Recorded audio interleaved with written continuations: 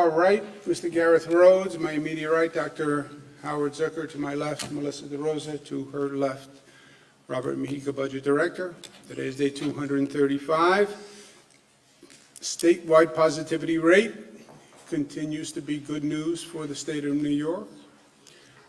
We have a lot going on with COVID internationally and nationally, so keeping it all in focus is important. You see numbers going up all across the country. Some people write second wave. It's not the second wave, not correct. Second wave was the virus mutates and comes back, 1918 pandemic. Virus changes, comes back, that's the second wave. This is not a mutated virus. This is failure to deal with the first wave, okay? And you see it all across the country, and you see it selectively all across the globe. This is where the United States is. Nevada, top of the list, 58%. South Dakota, 35%, Wyoming, 35%, Idaho, 29%, Iowa, 21%, Kansas, 19%, Nebraska, 19%, Mississippi, 17%, Alabama, 16%, Utah, 16%, Florida, 12%, North Dakota, 10%, Pennsylvania, 9%. Where's New York? Go look at the other column. We're third from the bottom.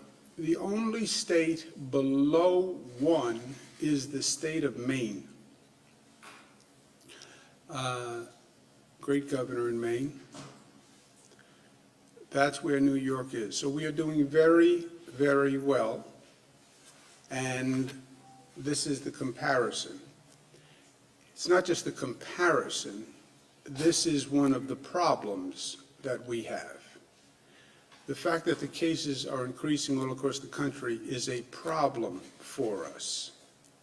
First, it's a problem with our quarantine program because we're now up to 43 states that are quarantined. Technically, by the quarantine formula, New Jersey, Connecticut, and Pennsylvania would be quarantined. There is no practical way to quarantine New Jersey, Connecticut, and Pennsylvania. Remember, this whole concept of states quarantining other states is novel to say the least. I don't think it has happened in the past 100 years. The way we basically enforce the quarantine is at airports when people fly in, because normally you fly in from another state. Connecticut, New Jersey, Pennsylvania, you don't fly in, you drive in. There are numerous roads that are interconnections. You would have to do some theory of border checks all across the state. And from an economic point of view, there's too many interconnections with Pennsylvania, Connecticut, and New Jersey. People live in one place, work in the other place. It would be devastating for the economy. The quarantining of 43 states just shows you how the world has reversed. Remember, when we start, New York has the highest infection rate in the country because of the COVID ambush, because the president was wrong. It was not the China virus. It was the European virus. By the way, there's a movie called Contagion. You may have seen it, 2011. Go back and watch the movie Contagion. 2011, it's almost an exact formula for what happened with COVID. It's amazing. But anyway, in that movie, the virus spreads from a poultry market in China, which is how SARS spread and MERS spread and COVID spread. In that movie, it spreads from a bat to a pig. The COVID-19 virus, they traced back to bats. And in that movie, there's an American who gets infected in China and then comes immediately back to America. And it goes from China to America in 48 hours. How this federal administration thought that the China virus would stay in China for 3 months is wholly inexplicable when you think about it. President brags about his China travel ban end of January. He doesn't do a Europe travel ban until March 16th. That allowed 3 months for the virus to come here. So anyway, we go from the highest infection rate after the ambush, post-ambush. Now we have one of the lowest infection rates, but now our problem is the other states quarantining 43 states. We are working with global experts to see if there's a different methodology to quarantine. How do you use technology? How do you use testing? Because our current method is you come here and then you have to stay here for 14 days before you leave. The enforcement of that is highly problematic. We're not equipped to do that. It also has a negative effect on businesses. People want to come in for a business meeting, but you'd have to stay here 14 days before you could have the business meeting. So there's new testing technology, there are rapid tests. Is there a better, smarter way to handle a quarantine? And again, this is all, none of this has been done before. So figuring it out as it goes. But you're now up to 43 states. Is there a better way? And that we're researching.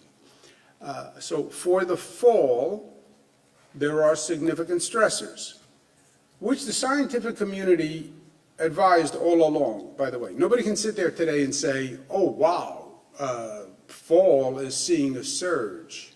They all suggested a surge. And New York prepared for the surge because we follow the science, right? This is a virus. The virus doesn't follow politics. They've never found a Republican virus or a Democratic virus, despite all the research. They've never found a red virus or a blue virus. It's always just a virus. So science matters. So what happens in the fall, schools open, colleges open, people come indoors, the outside activity is much safer. There's a COVID fatigue factor that I want to talk more about in a moment. Flu season starts. The symptoms in flu season look like the symptoms from COVID. And added bonus problem, other states are coming to New York with higher infection rates. These are all stressors for the fall. The good news is we have prepared for it. We have what we believe is the most sophisticated COVID detection and elimination system of any state. Because we've spent time, we've invested, and because New Yorkers are invested in it. What's the best you can do? Detect the smallest outbreak as soon as it happens. Patient 0. Trace it back to where it starts. Find a small outbreak, a small cluster, and jump on it. Quick action to contain it and eliminate it. That is the best you can do in this situation. You see an ember land in dry grass, ring the alarm, everybody run, stamp out the ember. The embers are what we call microclusters. And we can identify them from the testing data, from the hospitalization data, and mapping software. We identify the microcluster.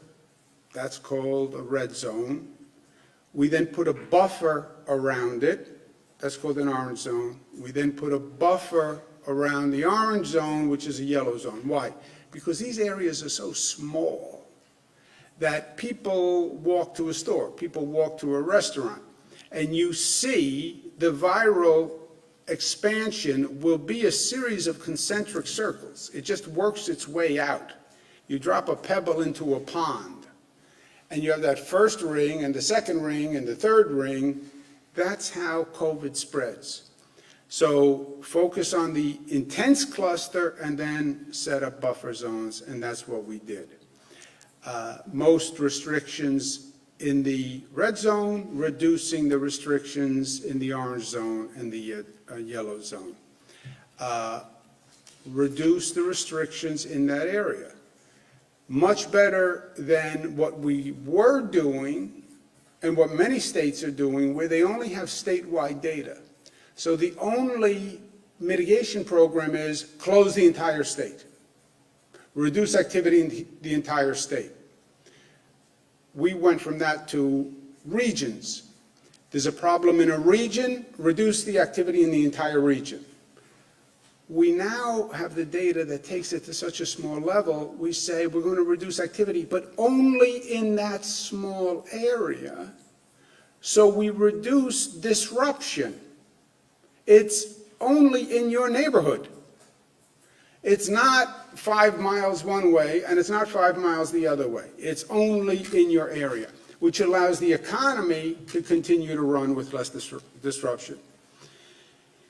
And then we said, we put in place the restrictions, we then watch the data for 14 days, we come back after 14 days, and we make whatever adjustments. The adjustments we're going to make are these.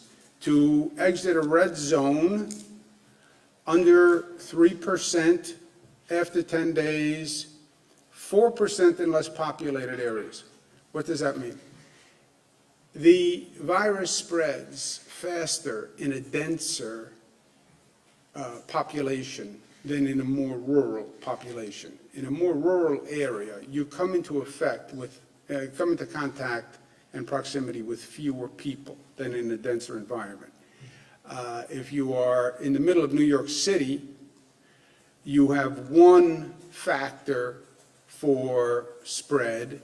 If you're in the middle of the North Country, you have another factor for spread. An orange zone under 2% after 10 days, 3% in less populated areas. A yellow zone under 1.5 after 10 days, 2% in less populated areas, right? So the differential between a populated area and a less populated area is also a more sophisticated analysis tool, but it's also inarguable. Additional considerations. Now remember, you're talking about very small communities here. Look at the hospitalization numbers. Are the hospitalization numbers going up or down? Where are the cases coming from in that community? Is there a congregate facility that is starting the spread? Has the local government been cooperative in increasing compliance and enforcement?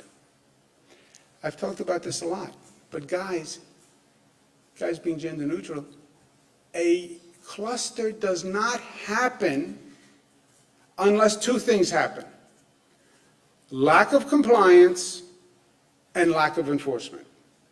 That's the only way it happens. That is the only way it happens.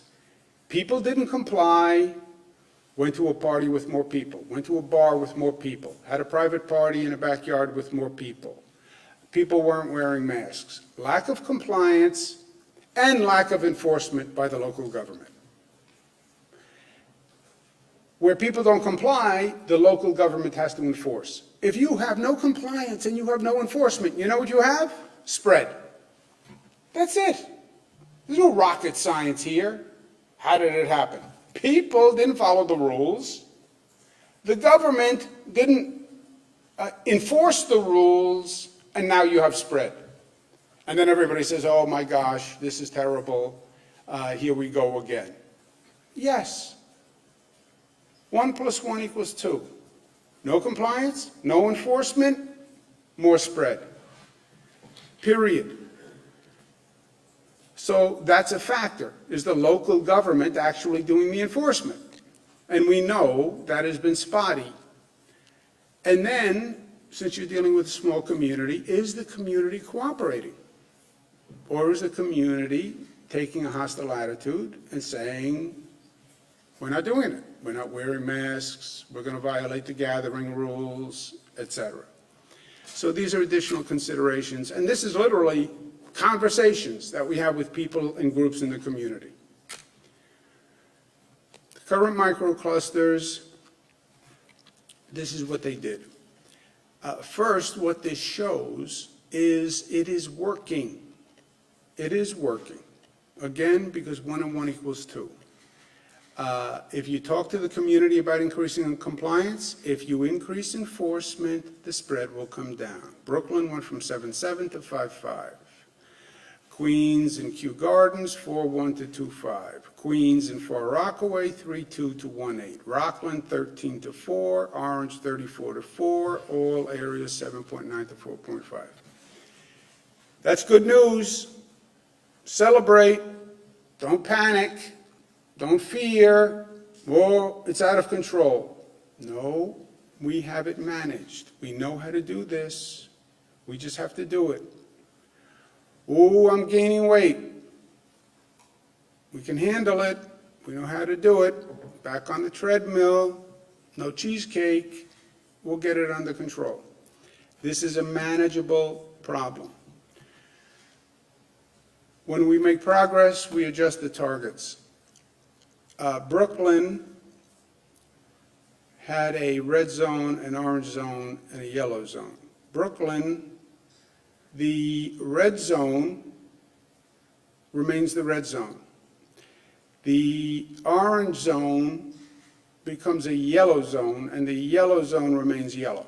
Okay, so in Brooklyn, the orange zone will go to a yellow zone. There are less restrictions in a yellow zone than an orange zone. So this is what South Brooklyn will look like. Queens, in Kew Gardens, there are 2 areas in Queens. Overall, the red zone went from 4.7 to 2.5, great. Orange, 1.9 to 1.6, yellow, 1.9 to 2.1. In Queens, the red zone goes to yellow, the orange goes to yellow, the yellow stays yellow. We are also adjusting the Queens map to adding Ozone Park neighborhood, which has seen an uptick in cases. So Ozone Park becomes a yellow zone. And that is what it looks like. And that is the cluster of cases. And there you see Ozone Park. Far Rockaway, red zone went from 3.7 to 1.8. Orange went from 4 to 1.7. Yellow went from 4.4 to 3.5. That's real progress. Queens, red goes to yellow, orange goes to yellow, yellow goes to yellow. Far Rockaway is all yellow. Rockland, red zone went from 11.6 to 4.8. Yellow went from 9.1 to 6. We made progress, but not enough. Rockland, red remains red, yellow remains yellow. Orange went from 12 to 4, 19 to yellow went from 19 to 1. That's really significant progress. Red remains red, yellow remains yellow. Although we've made a lot of progress, the numbers are still not acceptable. So we have more to do. Broome County, same thing, 4.8 to 4.6, 4.8 to 4.6. That's marginal progress at best. It remains yellow. We've also are tracking some new microclusters. This is the statewide map of microclusters. But we're seeing recent upticks in counties along the Pennsylvania border. That could be from a couple of causes. Pennsylvania has a high infection rate. You could have people going from those counties to Pennsylvania. You could have people from Pennsylvania coming into those counties. A lot of those counties, people work in one place and live in another. And we're working to find specific events that triggered it. We haven't found them yet. It looks like more of a widespread, just community spread. At this point, we're going to do more testing to try to find out exactly what's going on. But Steuben County has been about 4% for 3 weeks. And that is not good. And again, we're going to try to drill down. But right now, part of the county is going to be in a yellow zone. Chemung County has been at about 5% for about 3 weeks. That's a problem.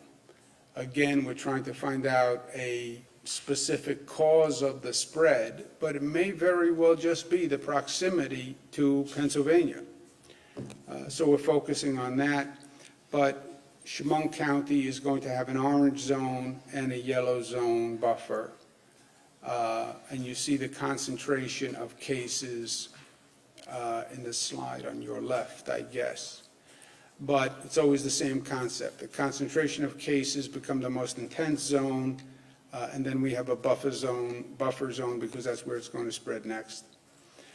These are the overall numbers. Red zone positivity 6.6, statewide without 1.4, with 1.6, 7 New Yorkers passed away. They're in our thoughts and prayers. State hospitalization 950, ICU 201, intubations 103. This is what the state looks like, taking out the oversample of the hotspots for the past 2 weeks. It's my last point. This is the fall. We talked about the fall and winter. People want to know what's next, what's happening. We're in the fall. I'm wearing my very attractive fall tie today. You can't make it out. These are leaves that are falling. Very attractive is a personal opinion. It's not a fact. It's my opinion that I am offering. I don't want to separate fact from opinion. I think it's an attractive tie. Several members of my team have commented otherwise. But what's going to happen in the fall, microclusters, this conversation, will rise and they will fall. Get the pun with fall and fall? It was mine. Fall, they'll rise, they'll fall. That's going to happen with microclusters. New ones, because these are so small, these areas, they're going to flare up. And then you run and you put them out. The next day, there's another flare-up somewhere else. That is going to happen. That's going to be the way through the fall. Don't get unduly alarmed by a microcluster. The infection rate in our microclusters is lower than the infection rate of most states, right? We talk about 4 or 5% in a microcluster. Pull up the chart again, please, Jack, of the chart of the states, just to give you a sense of what we're doing relatively. We say a microcluster is 3, 4, 5%. All hands on deck. 3.5%. Statewide, you would be like, you're in the numbers 34 level of statewide infection rates. Many states would love to have the infection rate that we have in our microclusters as their statewide rate, right? Do you get that point? Can you go back to where we were, please? So that's going to rise and fall. Fall turns into winter. Winter is going to be the season of the vaccine. That may very well be the most challenging operation government has had to perform all through COVID. You think testing was hard? You think testing and tracing was hard and putting them up and getting them moving? And that was a challenge to the government? It pales in comparison to administering vaccines. Just look at the numbers. We did 12 million COVID tests over 7 months, moving heaven and earth. We have to do 40 million vaccinations.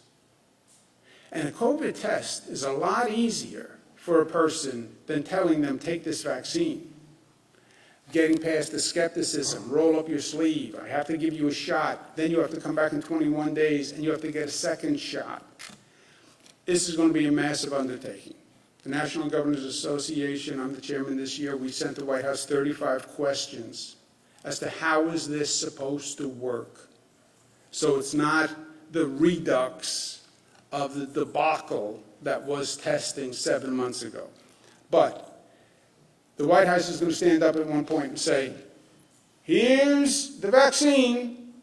We have the vaccine. Happy days are here again. It's over. No. No.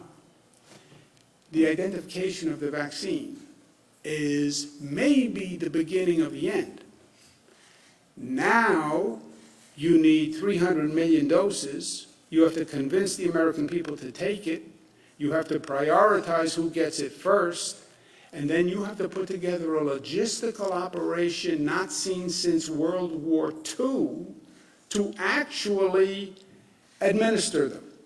You know, the federal government always forgets that government actually has to operate. Okay, go do testing, but there are no tests. Okay, everyone go get PPE, except you can't. And no tests, and no states can buy masks and gowns, etc. I hope they learn the lesson, and the 35 questions from the National Governors Association ask just that. Last point. People talk about COVID fatigue. And at first I said about COVID fatigue, look,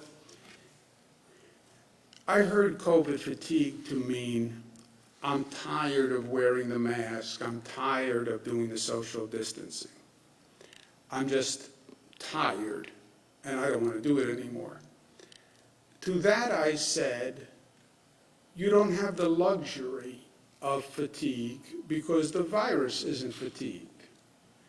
And until the battle is over, you can't take a nap. That's how I heard fatigue. But there are different facets to fatigue that are frankly more problematic.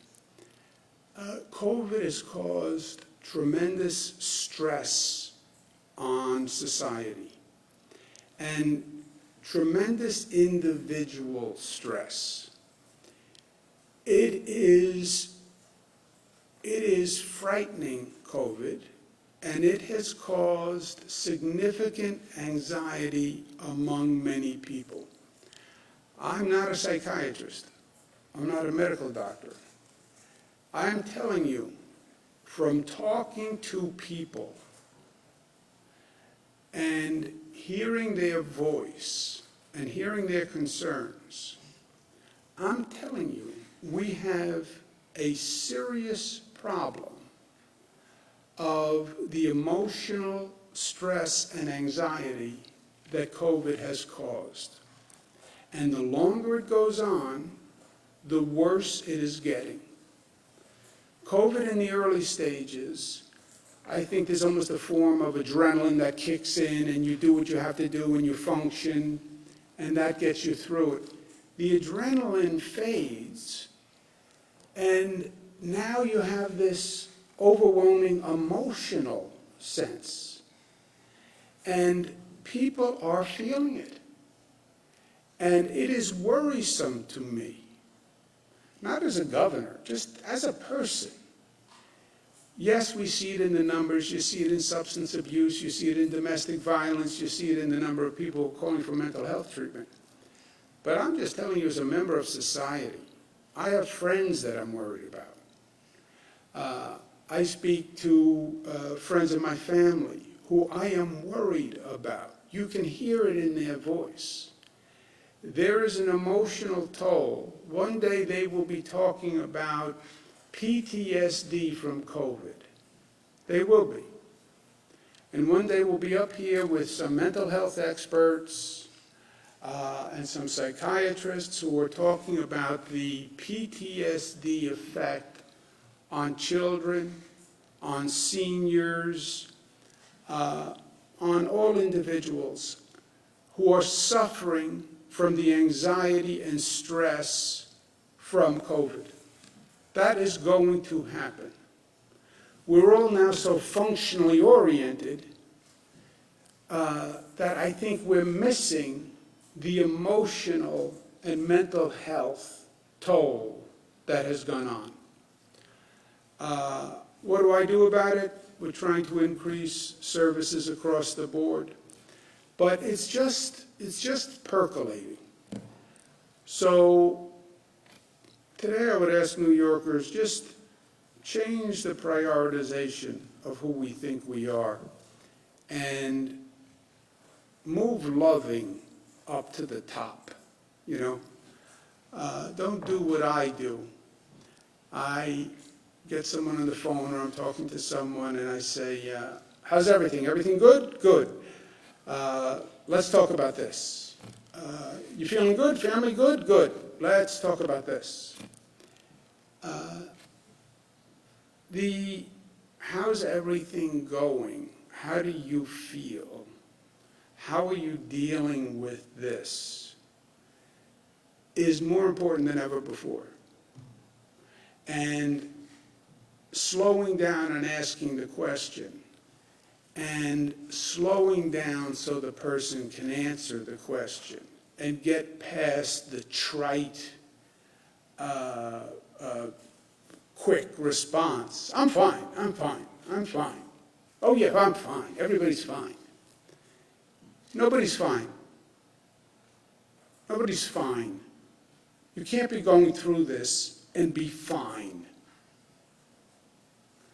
You can have issues that you feel you're dealing with fine, but nobody can be fine. This is a terrible period. And just take that moment to show some love. And then we do everything else. We're smart, we're united, we're disciplined, we're tough. Questions? James, and then Bernadette. The 1.6%, I think, is the highest we've seen since early June. So, question about the quarantine in the other states. Are you going to reduce perhaps commuter trains and travel between New York and New Jersey and Connecticut? Obviously, the MTA and the Port Authority do that. And secondly, if you're going to have this bifurcated standard where Pennsylvania, Connecticut, and New Jersey meet your thresholds that were forcing people under penalty of fine to quarantine, how can you do that? How can you say there's one standard for all the states except for the states that we don't apply the standard to? Well, look, we're at a place that we've never been at before, right? The inverse is also impossible. First of all, we're not set up to do border control. States don't do border control. In this unique and absurd situation, we did quarantine at airports. That is the only way we're really doing it, some train stations, right? New Jersey, Connecticut, Pennsylvania, that's all road crossings, right? They're not flying in. Half trains, New Jersey Transit, dozens of trains a day. Yeah, dozens of trains a day, that's true. But also multiple rows. If you said you can't come in on a PATH train, all you would do is put everybody in a car and make them drive. You don't think it would reduce the cross-border No, travel? I think they would drive. Train frequency? I think they would drive. Then you could set up a border control at every road between New York and Pennsylvania and Connecticut and New Jersey. You would see the economy suffer dramatically. You would see all sorts of disruptions. How many teachers live in New Jersey but teach in New York? How many journalists live in New Jersey but come in New York, vice versa? It would be enormously disruptive to the economy, and I believe impossible to enforce. I do not have the personnel to enforce border patrols on our roads, period. We have state police that are already tremendously overburdened We had a state police force that was supposed to be doing one set of tasks. We now have them doing bar compliance, restaurant compliance, compliance in hot spots. So it's impossible, impracticable, and it would be highly disruptive. Even the 43 states is hurting the economy. I spoke to a couple of global health experts who think better than time, you should use testing. They have rapid tests now that are very quick, where rather than saying everybody wait 14 days, we should come up with a plan that uses testing to determine in a shorter period of time if you are infected or not.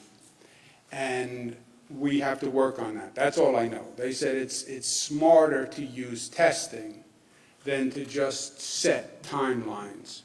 And that's something we have to explore. What is specifically about this rate? We're up to 1.6%. Again, a number we haven't seen since June. Well, the numbers overall are increasing, right? We know that. That's the world, right? It's also the temperature is getting colder. Do I want to say anything about the colder temperature? It's getting colder because it's fall. The viral rate is increasing because it's fall. The question is it increase? What's the relative increase? Okay, it's colder because it's fall. It's not supposed to be 14 degrees in the fall. That's true. We are, even if you take the 1 day at 1.6, what's the week, Gareth? 1.2. 1.2. You take 1 day, which is a little deceptive, as you know. 1.2 for the week.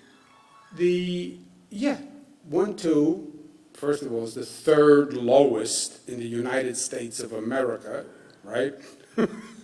So, yeah, it all goes up, but it's the relative increase, right?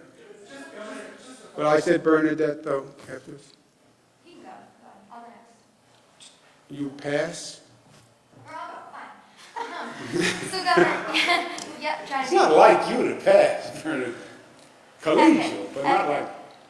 Anyway, yesterday Mayor de Blasio apologized to the Orthodox community about failing to explain the coronavirus restrictions in those areas, and now, as you know, those groups are living in the majority of these hotspots in the state. What else could have been done prior to these hotspots, these containment zones being set up? Do you think more communication should have been done on the state and the city's end? I know there's a lot of confusion leading up to the containment zones, and also now that you have a slimming down of these zones, what else can the state do? Do you have an apology to these Orthodox communities? No. I am sorry that they feel the disruption. Well, let me state it more clearly. I'm sorry that they are disrupted. Their religious ceremonies are disrupted. How many people they can have in a synagogue is disrupted. How many people they can have at a wedding is disrupted. The operation of their schools is disrupted. I am sorry for that. In the same way, I'm sorry to the Catholic community and to the Muslim community and to all New Yorkers. I'm sorry that we are going through this. I'm sorry that people are dying. I'm sorry that the state has to impose disruptions on your life. I'm sorry that we had to close your business and maybe you'd lose your business. I'm sorry that we stopped people from graduating college. I'm sorry for all those things. So I am sorry for that. Do I believe we could have communicated the rules of social distancing and mask wearing more than we communicated them? I suppose it's always possible, but I think I have communicated more with the people of the state of New York than any governor in the history of the state of New York. I have done briefings that have been watched by 64 million people across the globe. If someone in New York says, I never heard this restriction that I have to wear a mask. I never heard that. I never heard that there were limits on the number of people who could be in a gathering place. I'm sure it's possible, but I don't know what else we could have done to communicate the social distancing requirements. I mean, I did it every day in every manner, shape, or form. Now, on the, once we have a problem, because people did not comply, right? Why do we have a problem? Why do we have a spread? Because people did not comply. And because local government didn't enforced the compliance. Now we have to come up with a response. And the response is what the response was in the first place. It's just a turning of the dial and a recalibration, reducing activity. Remember, temples were closed at one time. They were closed, theoretically. That was the rule. Churches were closed. Mosques were closed. Gathering halls were closed. Restaurants were closed. Bars were closed, right? All we did here was, they were closed. We then reopened them. Problem, we then calibrated back the number of people who could be in the synagogue, or church, or gathering. But we didn't go back to zero either, right? Hold on, Jesse, hold on one second. Governor, just to be super clear about this, so we go from red, if you exit a red zone, you then go to an orange zone, then to a yellow zone, correct? That's No, you could go from red to zero. Yeah, if you made great progress, you could go from red to zero. We don't have that here, but here we have red. What do we have? Red to orange. It's got to be red to orange, or red to yellow, or as Governor said, red out altogether. We have metrics for each one. If you go below a certain positivity over a certain days on over a certain number of days, you can exit the zone. But it depends on what the decrease is and over how long a period of time. We also divide it based on density and geography. So very dense urban areas have a slightly higher threshold to get out, and some of the more rural, sparsely populated areas, the threshold's a little bit lower. And we'll put that all out today. Just to follow on Jimmy's question for a second, repeatedly in the spring, you said that a rate of transmission of over 1% was troubling to you. We're now seeing a rate of positive results well above that, 1.6. Are you worried that we're back into a place where community spread is happening in New York? No, the scale has changed, right? In the summer, you expect one temperature range, and you see what the other states are doing, and you have one expectation. And by the way, my expectations for the state of New York are extraordinarily high. I want to make sure we have the best program in the nation. Extraordinarily high means an extraordinarily low number, right? But that was during the summer. The scale has all changed. Everybody's numbers are up now. Globally, the numbers are up. So I still want to be leading, doing as good a job as can possibly be done. And I would love to say New Yorkers are doing the best job in the country. And if you look at the numbers, we are, but the scale has changed. Hold on a second. But also, don't compare rate of transmission with rate of positivity. Those are two very different things. Yes, I made that distinction, but still the idea that you're seeing 1.6 and this is an increase over week over the last couple of weeks, I just wonder if that concerns you at all, taking apart the idea that we're doing better than other states, just as the leader of the state. Well, no, the state is in the context of the country, is in the context of the globe, right? You cannot dismiss reality and the world, right? You know we have New Jersey, Connecticut, Pennsylvania around us who are all higher. We are a factor of the world and the country and other states. So that is undeniable. Do I want to have the most aggressive goal possible that is realistic in the circumstances? Yes. I think, by the way, I think the scale is going to go up throughout the fall. I think all these numbers are going up. I think the other states are going to go up. I think we're going to go up because, by definition, we have people coming in and we have all those stressors. That's why Fauci and all of them, Dr. Fauci said in the fall, can you put the fall stressors, please? In the fall, the numbers are going up. Because a big part of this, Jesse, is math. It's just math. You open schools, that's more congregate. You open colleges, which you want to talk about an accelerant. The colleges have been a tremendous accelerant to the spread.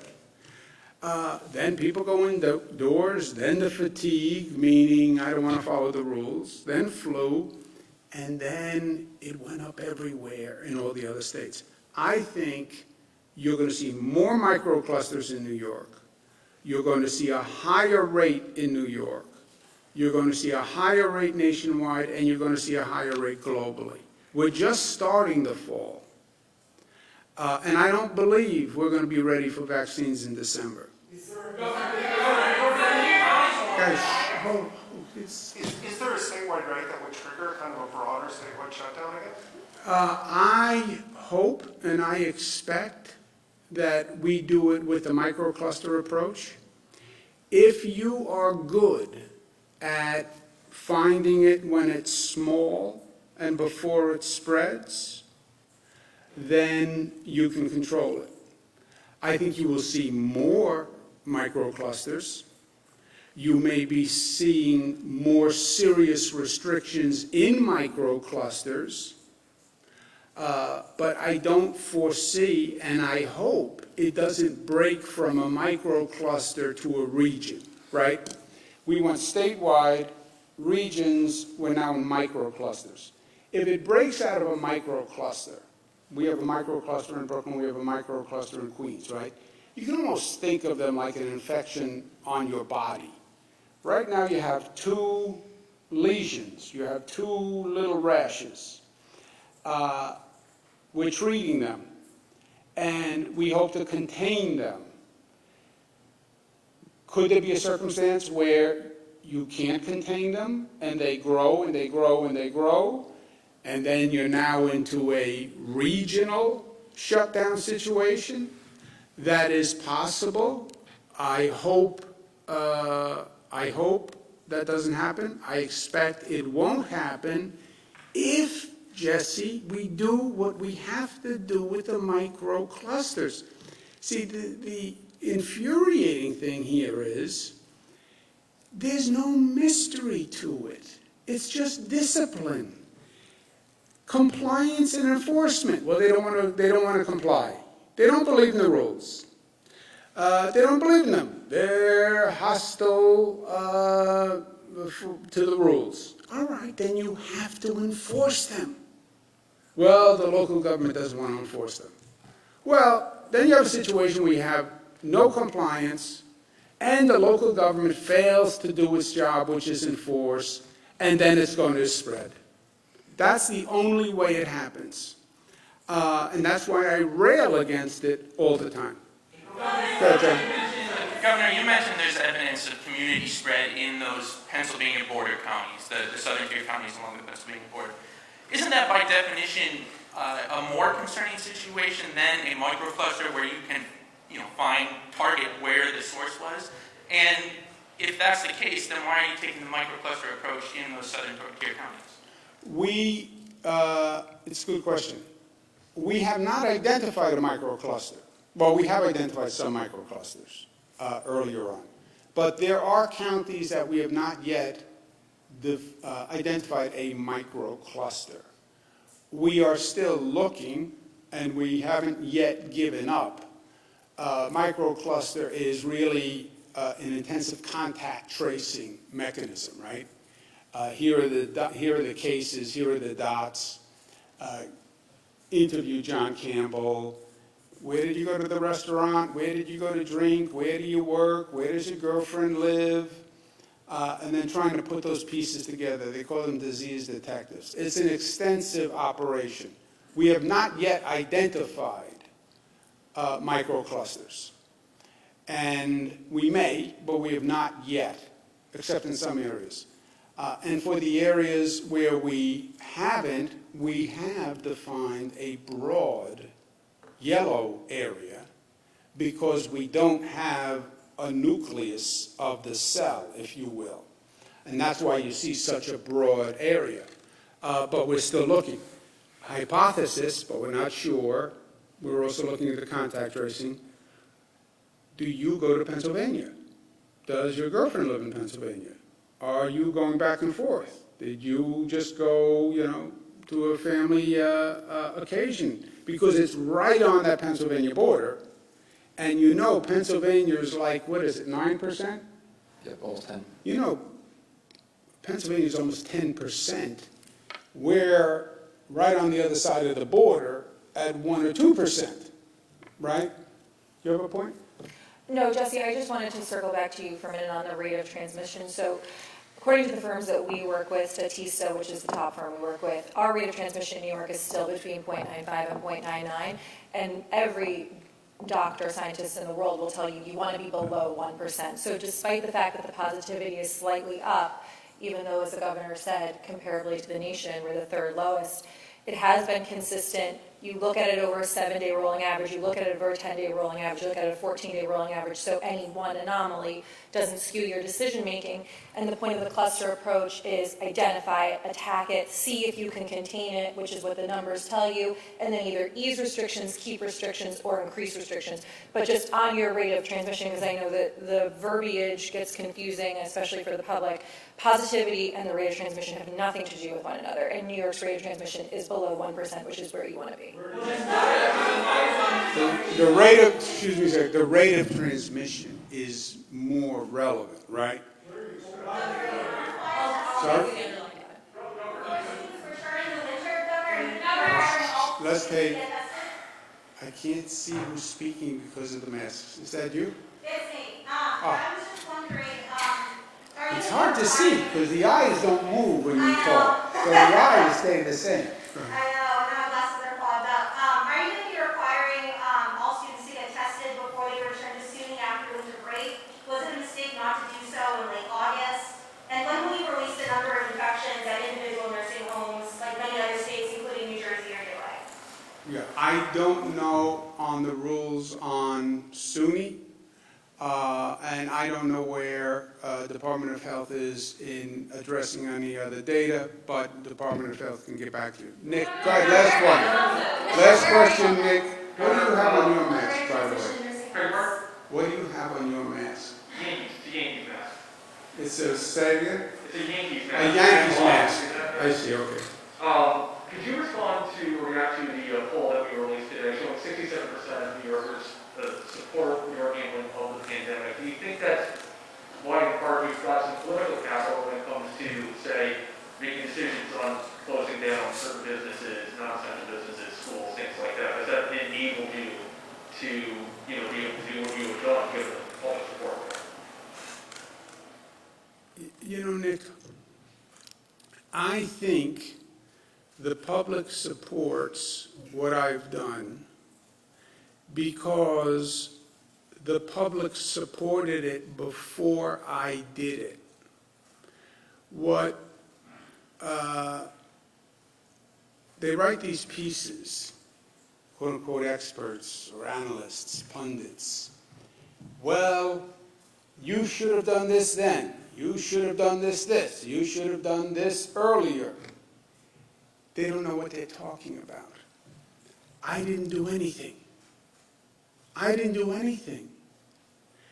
First state to mandate masks in the nation, 98% compliance. Do you think that's because I said you have to do it? Do you think if they didn't agree with the idea, I could have enforced mask wearing? We have 5,000 state troopers. Do you think I could have enforced 19 million people to wear masks in these communities where they're not wearing masks?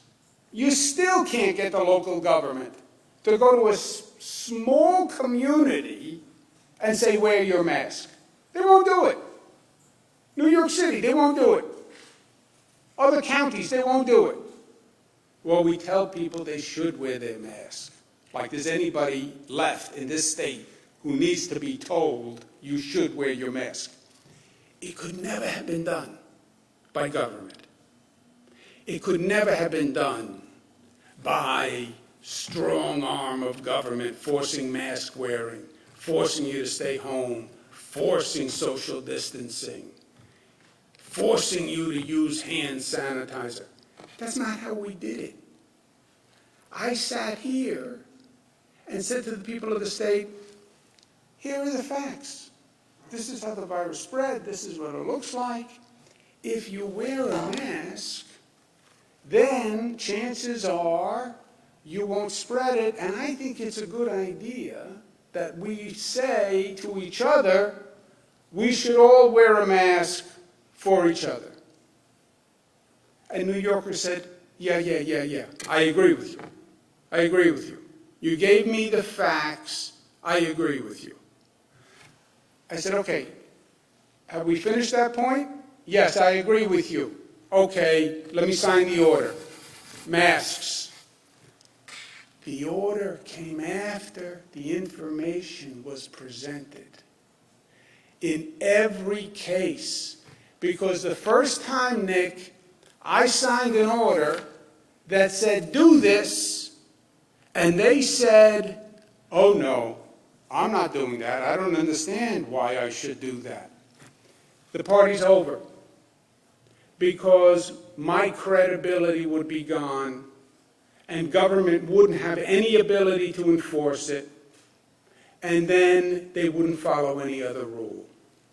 So by definition, all through this, I have been providing information, providing the data, offering my gratuitous political opinion, and my rapier wit, sense of humor, and charm throughout. I'm sure you all agree. And they agreed with what I was doing in some ways before I did it. Closed businesses, mass gatherings, yes, they support it because they heard the facts and because they're smart and they're tough and they're loving and they're disciplined. So, yeah, I believe, you know how people agree with people who agree with them? The people of New York came to the same conclusion. I like to think I presented information that helped lead to that conclusion. But it is their conclusion. And were there, you want to say, what did you say, 67%? So 30% of the people don't agree? Yeah, well, 30% of the people are outside, right? Well, Governor, how about the 30% of the people who say liberate New York and you're closing them down? Yeah, there's 30% of the people who didn't agree and they had their spokesperson and we had the discussion and we went back and forth. But, and I understand the 30%. Government has no right to tell me to wear a mask. Government has no right to tell me to close my business. Government has no right to tell me to do anything. I hear that point of view. I don't agree with it, but I hear that point of view. So I don't think I have political capital. I think that in this process, they came along with me as we worked it through together. And I will tell you something. I am a student of history and government history and political history. I think it was one of the most beautiful moments in democracy because it's how it's supposed to work. It is that Jeffersonian representation, right? It is a mutual process and dialogue between government and citizens. And this allowed it to happen. The briefings with 64 million viewers allowed it to happen. You don't appreciate how extensive the communication was. I go out there, people talk to me about my daughters like they know them for 20 years. They talk about my dog Captain. They talk about bad jokes that I said. They were intimate participants in this communication. Personally, they watched, they heard, they decided. So am I surprised that 70% of the people say, I agree with him? No, because that was the process. Thank you, guys. Thank you. Thank you. You like the time? These are leaves. It's a fall time to play in. No, it's a fall time to play with the whole theme of the fall. Fall, winter, fall time. Come on. Give me a little credit.